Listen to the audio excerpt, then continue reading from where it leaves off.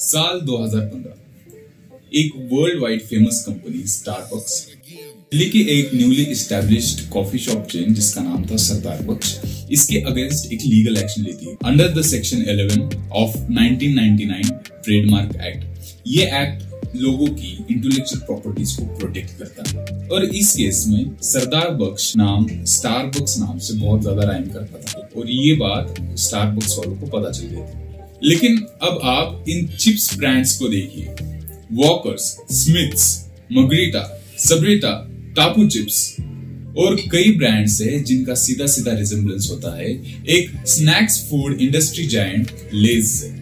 और ये सारे ब्रांड्स आज तक एग्जिस्ट करते हैं बिना किसी दिक्कत के। लेकिन ऐसा क्यों, जानते हैं आज के इस वीडियो में। साल 1929 की ग्रेट डिप्रेशन कारण हरमन ले अपनी जॉब खो देते हैं।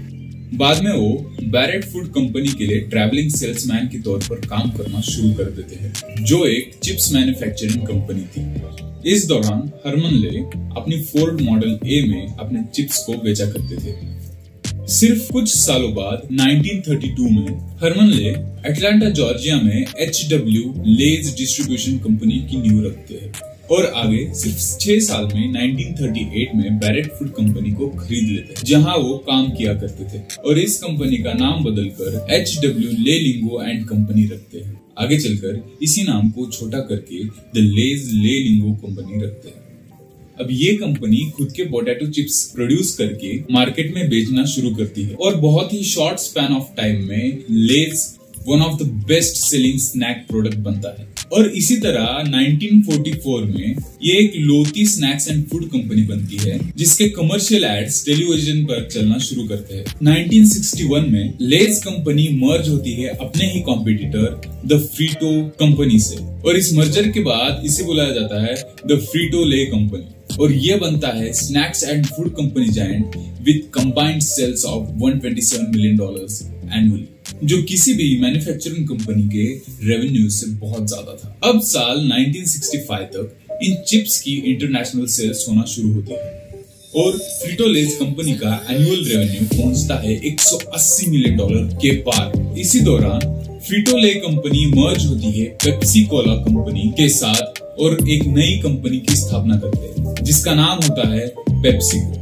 अगर आप इस पर थोड़ा गूगल सर्च करते हैं तो आपको कुछ ऐसी लाइनें नजर आएंगी जहां पर लिखा है Frito Lay operates as the wholly owned subsidiary company of PepsiCo. चलिए तो हम होली ओन्ड सब्सिडायरी का मतलब समझ कर लेते हैं। ऐसा मान लीजिए कि एक कंपनी है ABC कंपनी और इस कंपनी को ग्रोथ के लिए पैसों की रिक्वायरमेंट है, तो ये ABC कंपनी अपने शेयर्स को मार्केट में इश्यू कराती है जहां लोग पैसे देकर कंपनी के शेयर्स खरीद सकते हैं। पर यहाँ ऐसा भी हो सकता है कि कोई दूसरी कंपनी जैसे XYZ कंपनी इस ABC कंपनी के शेयर्स खरीद ले और मान लो कि ये XYZ कंपनी ABC कंपनी के 50% से ज्यादा शेयर्स खरीद लेती है। तो इस सिचुएशन में ABC कंपनी बनती है subsidiary company of the XYZ company और इस XYZ कंपनी को कहा जाता है होल्डिंग कंपनी।